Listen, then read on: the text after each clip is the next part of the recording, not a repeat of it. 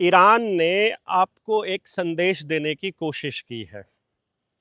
अगर आप ये मुद्दा समझ जाएं और आपको क्लैरिटी हो जाए, तो अपने समाज को, अपने गांव को, अपने भारत को आप बचा सकते हैं। और जो प्रकरण चल रहा है, इस प्रकरण में यह स्पष्ट हो गया है कि भारत अभी आजाद होना बाकी है। अभी वो डोमिनियन है। अमेरिका ने उसे रशियन तेल खरीदने की इजाजत दे दी है। मतलब अमेरिका इजाजत देगा तो भारत तेल खरीद पाएगा। लेकिन भारत में तेल खरीदने वाली एजेंसी कौन सी है? एचपीसीएल इनकी है, भारत सरकार की? नहीं। बीपीसीएल? नहीं। इंडियन ऑयल के कितने % शेयर हैं भारत के पास? भारत की है? नहीं। तो कौन सी तेल कंपनी खरीदेगी फिर रशिया से तेल? वो खरीदेगा अडानी। पहले भी वही खरीदता था। और असल में वो भारत के लिए नहीं खरीदेगा, उसका शोधन करके वो यूरोप को बेचेगा। यानी कि जो ईरान और इराक से जो तेल की सप्लाई बंद हुई है अमेरिका को, अमेरिका के पास कहीं से भी तेल की सप्लाई नहीं आ रही है, उसको तेल चाहिए, तो उसके तेल की भरपाई के लिए ये परमिशन दी गई है। और वो भी मेरे ख्याल से प्रेसिडेंट ने नहीं दिया है, कागज कहीं और से आए हैं। आप सोचिए कि ईरान अमेरिका के हाथों पराजित नहीं हो पा रहा। इतना बड़ा महाशक्ति कहलाने वाला अमेरिका एक छोटे से देश के आगे मतलब घुटने टेक रहा है। क्या कारण हो सकता होगा आपके सामने? जो ये अभी अभी ईरान का जो टॉप लीडर है खेमेनेई, खेमेनेई था, तो खेमेनेई था या खेमेनेई था, वो आप कमेंट में लिखिएगा, वो मार दिया गया। और जब ये देखा कि उसका जो सेकंड लीडर है, उसके आने के बाद भी देश के मतलब उसके मरने के बाद भी देश में कोई फर्क नहीं पड़ा। उसका क्या कारण रहा? क्योंकि टॉप लीडरशिप ने, ईरान ने एक बहुत शानदार काम किया जो भारत में राजाओं के आने से पहले था। क्या? अपने जनपद के हाथ में सारा शासन था। जब राजा आया, एक राजा हारा, पानीपत की तीसरी लड़ाई, चौथी लड़ाई, पहली लड़ाई में फलाना राजा हार गया, या तो देश भारत गुलाम हो गया। मतलब उसको ऐसे कह दिया गया कि कहीं पर एक राजा हारा। गांव फिर भी आजाद थे। अंग्रेजों के शासन में भी गांव आजाद थे, आदिवासी आजाद थे, 6 शेड्यूल जिसको आज कहते हैं वो आजाद था। तो फिर राज किस पर चलता था? केवल शहरों पर। शहर बसाए ही अंग्रेजों ने थे, शहर की व्यवस्था ही अंग्रेजों की है डोमिनियन बनाने के लिए। इसीलिए तो ये बड़े बड़े हाईवेज गांव के चारों तरफ आकर उनकी जमीनों को शहर में नगरपालिका में ले रहे हैं कि गांव नाम का शब्द कट जाए। अब जब अडानी के हाथ में सारा तेल चला जाएगा, उस वक्त क्या होगा? गैस और तेल चला जाएगा तो, और वो प्रॉफिट कमाने के लिए, क्योंकि देखिए उद्योगपति को केवल प्रॉफिट चाहिए, तो प्रॉफिट कमाने के लिए जब वो सारा तेल और गैस यूरोप को दे देगा, तो आपके हमारे देश के लिए क्या बचेगा? भारत के लिए क्या बचेगा? नथिंग ना। भारत मतलब गांव के लिए। और अब गांव ने अपने ऊपर निर्भर रहना छोड़ दिया है। उसके पास अब उपले नहीं है। अब उसकी जो गाय भैंस है वो अपने आप पैदा नहीं होती है। अब उसे इंजेक्शन लेना पड़ता है कंपनी का, बिल गेट्स की कंपनी का, उसके टीके से ही पैदा होता है अब आपका डंगर। अब उसके पास पेड़ नहीं है, आपके आसपास लकड़ी नहीं है, जंगल नहीं है, तो गैस नहीं होगी तो क्या होगा? मारामारी आएगी कि नहीं आएगी? वो जो मारामारी आएगी, जो श्रीलंका वाले हालात बनेंगे, तो गृह युद्ध के हालात बनेंगे कि नहीं बनेंगे? किसान अगर पैदा नहीं भी करेगा ना, पुलिस वालों और फौज को अगर सबक सिखाने के लिए, और मैं रिक्वेस्ट करता हूं फौजियों से और पुलिस वालों से, आप सिस्टम को समझिए। गांव आपको नकारने वाला है, आपके घरों में शादियां भी नहीं होंगी यदि आप सिस्टम के आगे झुक जाएंगे और अपने गांव के ऊपर अटैक करेंगे तो।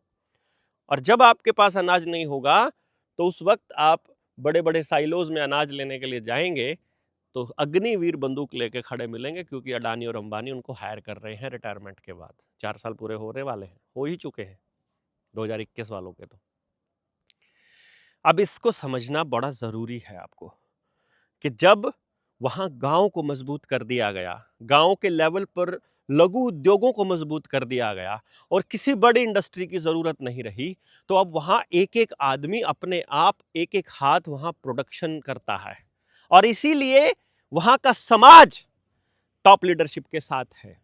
भले ही टीवी के ऊपर प्रोपेगेंडा चलाया जा रहा हो कि उसके मरने पर महिलाएं जो हैं वो खुशियां मना रही हैं, मतलब नंगा नाच करने को वो आज़ादी मानती हैं, ऐसी महिलाएं ही केवल खुशियां मना रही हैं और वो केवल राष्ट्रीय समलैंगिक संघ को सपोर्ट करने वाली ही महिलाएं हैं और इससे ज़्यादा कुछ नहीं है। उनको जिनको गंदगी पसंद है, जिनको बहुत बुरा हाल करना है समाज में, केवल वही। तो अब आपको ये समझना पड़ेगा कि आप भारत को कैसे बचा सकते हैं। यहां से आपको क्या सबक लेना पड़ेगा कि अगर वो देश छोटा सा उनके काबू नहीं आ रहा, तो जिस देश में 100 करोड़ से ज्यादा की आबादी हो, जहां 65% लोग जवान आते हों, वो कितना मुश्किल होगा संभालना किसी भी बड़ी महाशक्ति के लिए। तो भारत के आजाद होने के लिए ये मौका सबसे उपयुक्त है, यदि गांव जाग जाए तो। जनता सरकार मोर्चा के साथियों, मत चुप रहो, मत बैठो घर में।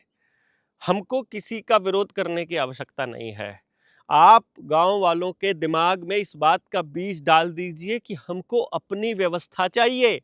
हमारे बच्चों की पढ़ाई के लिए हमको इंडस्ट्री द्वारा संचालित करिकुलम नहीं, बल्कि समाज द्वारा निर्मित करिकुलम चाहिए। हमको वो पाठ्यक्रम चाहिए जो बच्चे को जीवन के लिए तैयार करता हो, उसकी आजीविका के लिए तैयार करता हो और प्रत्येक बच्चे को करता हो और सुख में जीवन जीने के लिए प्रेरित करता हो या उसके लिए तैयार करता हो। हमको बिना बीमार होने वाली व्यवस्था चाहिए। हमको अपना राज अपने गांव पर चाहिए और हमको अपनी जमीन पर कब्जा चाहिए। हमें ऑनलाइन नहीं देना है। आप उन कंपनियों के डाटा सेंटर्स के लिए अनलिमिटेड वाटर सप्लाई दे रहे हो। आप उन कंपनियों को अपने देश के अंदर एंट्री के लिए जगह दे रहे हो जब आप उनके ऊपर निर्भर हो रहे हो। इसलिए हमको अपने देश के लोगों को, अपने गांव के लोगों को जगाते रहना पड़ेगा, ताकि हमारी जैसी सोच के लोगों को आगे ला के हम लोग ये बता सकें कि हम क्या करना चाहते हैं। आपके पास ये मौका है। अभी एक आप सोच कर देखिए कि इधर से पानी की सप्लाई अगर बंद हो जाए, जो अरब कंट्रीज हैं जिनको तेल की सप्लाई ईरान करता है, पानी भी देता है, उस वहां अगर वो शॉर्टेज हो जाए तो क्या होगा? वो तो सारा का सारा मतलब अफरा तफरी का माहौल नहीं बन जाएगा क्या?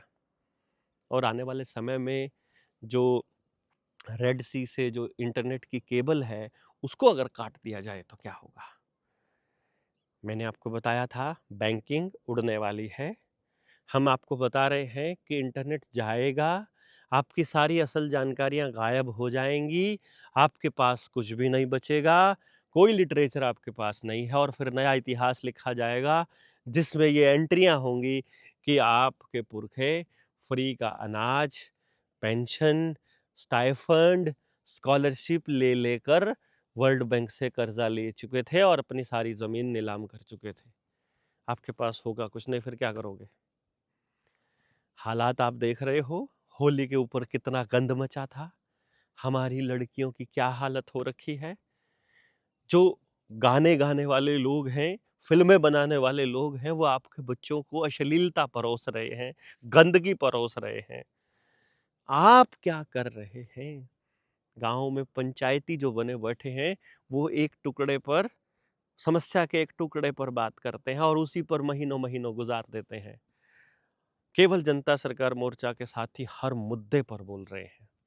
आपको ये बोलना थोड़ा मजबूत करना पड़ेगा, आपको अपने लोग मजबूत बनाने पड़ेंगे। ईरान एक बहुत अच्छा सबक देकर जा रहा है। क्या आप ये सबक ले पाएंगे?